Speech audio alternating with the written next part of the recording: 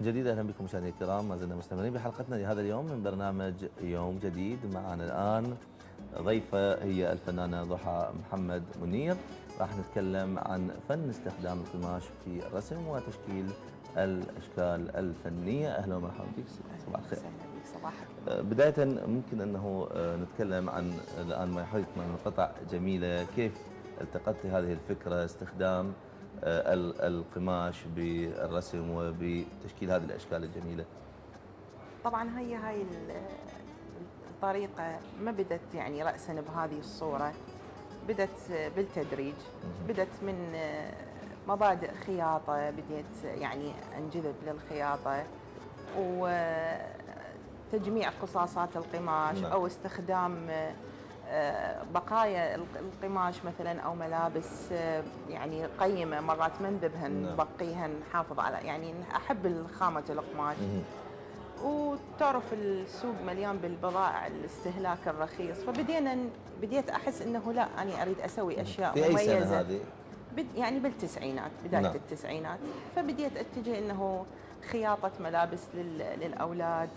بدات تصير شيء مميز، يعني من يلبسوها يسالهم هاي منين، ماكو هيك شيء بالسوق.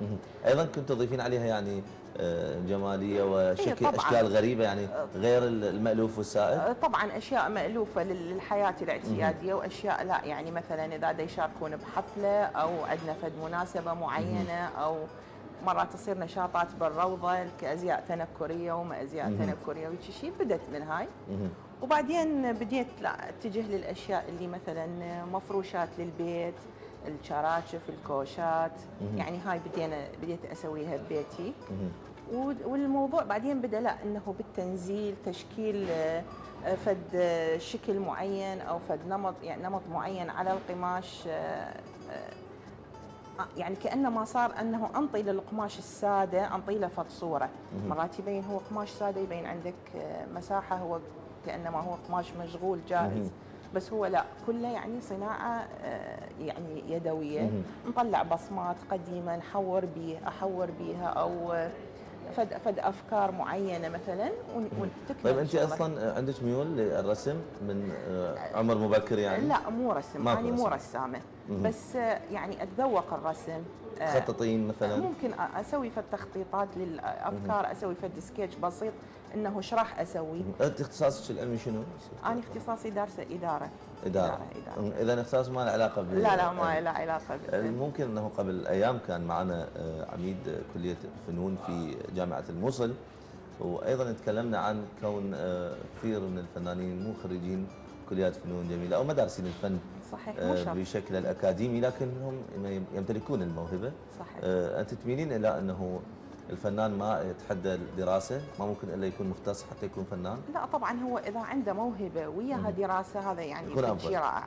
بس يعني اذا واحد يعني انه ما تمنع انه مدارس او ما يتخصص بهاي، اذا صارت له فرصه خير على خير.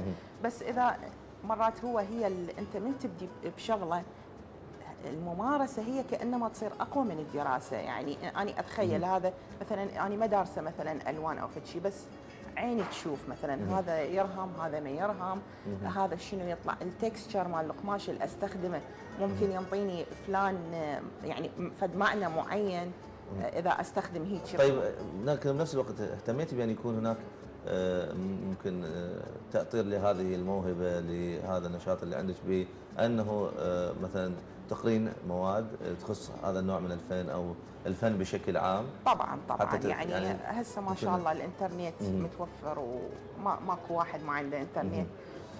يعني دائما يعني كل ما يصير عندي مجال اني قاعده على الانترنت اشوف شنو اكو فن جديد، افكار جديده. مرات يعني انت تشوف شيء يعجبك، انت مثلا مو شرط انت هذا تقلده تنفذه، بس هو راح يوحي لك بفد شيء مثلا، او تطور الفكره اللي انت شايفها، او انت يقودك الى اشياء اخرى مثلا يعني. فطبعا هو الاطلاع طيب، اكو ناس مختصين فنانين شافوا شغلك، ناقشوك بيه، نقدوه، اطروا عليه؟ طبعا خاصة من بديت اشتغل لوحات، يعني هاي يعني ما صار فترة طويلة بهذا موضوع اللوحات. يعني حصلت اكثر من اعجاب من قبل فنانين ومن قبل اكاديميين، وحصلت نقد ايضا نبهوني على اشياء مثلا. فادتك هذه الاشياء؟ طبعا فادتني، وقسم منهم حتى جابوا لي مثلا، شافوا يعني هسه اني دا اميل الى ان اسوي اشياء تراثيه وما تراثيه وبغداديات. جابوا لي كتب، وقسم يعني هوايه ناس ساعدوك. مو بس مساعده، يعني هم تحمسوا اكثر مني، ويعني يلا يلا فوتي بهاي شغله اللوحات. طيب يعني ممكن انه هذا النوع من الفن ممكن يسمى بالكولاج، نفس ممكن، او التقنيه يسمى المستخدمه كولاج، او يسموه ميكس ميديا ارت.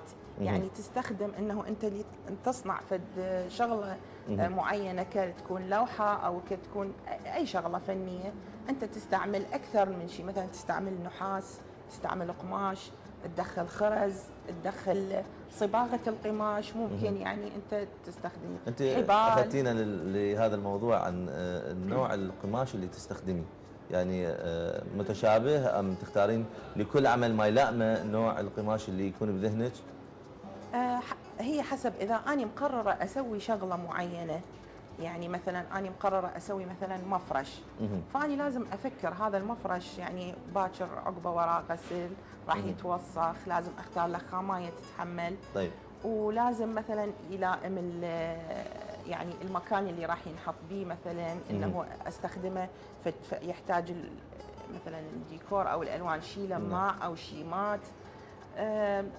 فهذا هم يحددني. ومرات لا، هو القماش مثلا اشوف قماش عجبني، هو القماش راح يوحي لي هذا يصير مثلا خلفيه لوحه، او هذا يصير شيد لتيبل لامب مثلا. هو يوحي. طيب يمكن تكلمتي لي انه كيف بديتي مع المفروشات، مع الازياء، مفروشات وتجهيز الاطفال. كيف وصلنا الى اللوحات اللي اشوفها الان وهي لوحات جميله؟ انه كيف صارت عندك الفكره بانه تنتقلين من عمل المفروشات وهذه الاشكال الجميله نشوفها الى انه تكون على شكل لوحات؟ يعني هي مثلا هسه هي حتى بالنسبه للاشياء اللي اسويها للاطفال، مثلا المفروشات او اللحفان او التجهيزات مال الاطفال، هي راح اني اشتغل انطي الشكل الخامايه والشكل الاساسي مال الشغله، وبعدين اني راح انزل عليه صوره تعرف للاطفال، مثلا دوب او شغله حيوانات او اولاد او صغار، فانطيها صوره يعني تطلع هاي الصوره مثل شخصيه كرتونيه. فبدت تصير وتنقل على مفارش وتنقل. بعدين ليش ما اسويها لوحه مثلا؟ فكرت سويت كم مره يعني لوحات، اشياء قسم حديثه مثلا ورد او ما ورد، او يعني هذه الاشكال مثلا نشوفها باللوحات الان اللي موجوده، ترسميها تخططيها اول مره وبعدين تنفذين؟ اي اخططها. ممكن انه صوره تشوفيها تعجبك فتنقليها تسويها لوحه، او ممكن انت تتخيلين المنظر هذا وترسميه وبالتالي تطلع لوحه. ممكن اتخيلها، وممكن مثلا اكو فد مفرده اشوفها بكتب مثلا تراثيه او كتب عن الزخرفه الاسلاميه، تعجبني، احاول يعني مرات شغله صغيره ابني عليها يعني شغله اكبر. مثلا هذه النجمات الثمانيه والنجمه، يعني اكو اشياء بالزخرفه الاسلاميه توحي لي انه هاي حتكون مثلا على شكل باب او فد شيء.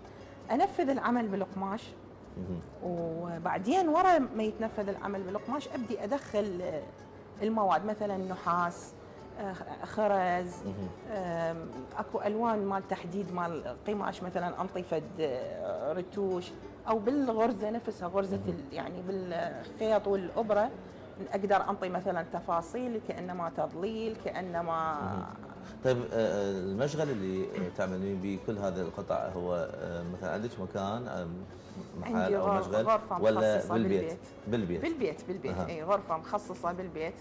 هي بدت شوية يعني غراض، بعدين قامت تكبر، تدري قمنا ما نضحي باي قطعة قماش مرات. يعني تستخدمين كل اللي متوفر عندك ما عدا اللي تشتري اكو حتى اذا كان لا طبعا هم اشتري، بس يعني مثلا يبقى عندي قماش هذا مستحيل اذبه. يعني حتشوفها بلوحه او بعمل. ممكن. خلينا شويه نتكلم عن الاعمال الموجوده الان، وانا عاجبني جدا ان تتكلمي لي على هذه اللوحه لانه بالوان جميله وبها فكره. يمكن والله هذه اللوحه شفت، كنت على الانترنت وشفت صوره انه عبده ولابسه براسها هذا اللي مثل التربون، تعرف الافارقه يلبسوها. طيب. فكلش عجبتني، ف خزنتها عندي على الحاسبه وظليت اباوع عليها كل يوم. هاي ممكن انفذها، يعني انطيها اسويها لوحه. واباوع على مثل العمامه او التربون اللي براسها، اباوع هذا يعني شلون ممكن تعرف نقشاتهم هم.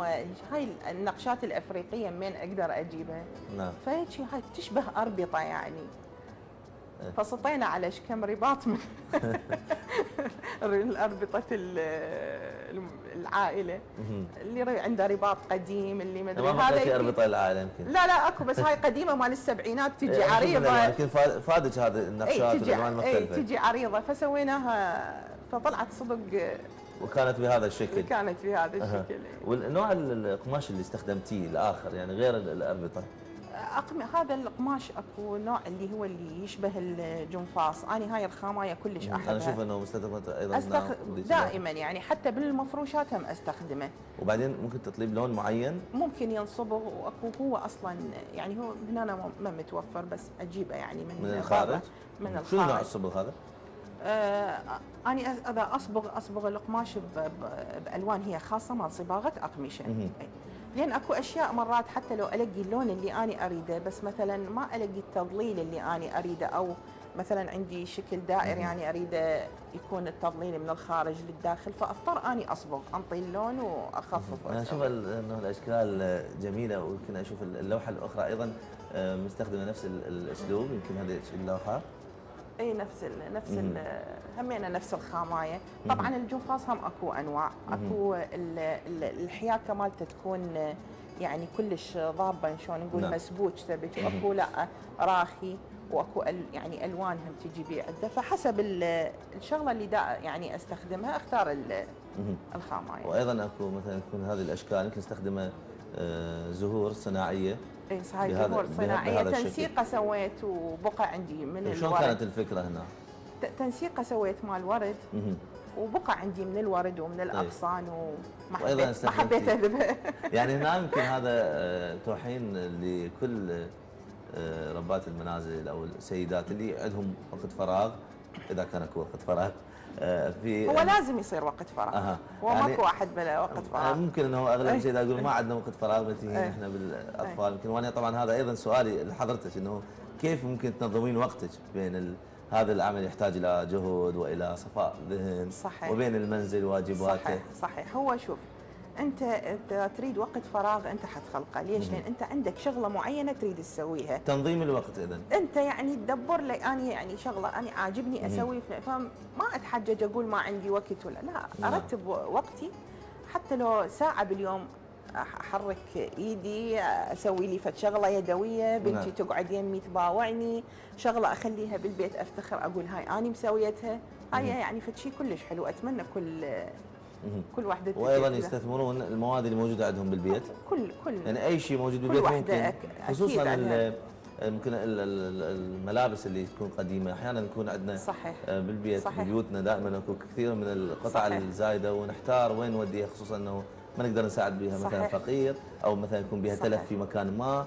ممكن انه يستثمر بهذا الشكل اللي نشوفه الان. والان نشوف اشكال جميله جدا غير اللوحات. يمكن هذا ايضا اللي ممكن تحكي لنا عليها شويه. والله هذه همينه من ضمن يعني الاشياء اللي اني اسويها. عندنا هنا بالعراق المهر له قيمه، مهر العروس. نعم. فدائما يسوون 7 ملافيف ويجيبون. كانت قبل يسووها بالبقش وبالسلال العاديه. الان تطورت المساله، تطورت الفكره، قامت تزين الطباقه وتتغلف وينشغل عليها. فنسوي هسه انا هنا مثلا مسويه شغل يسموه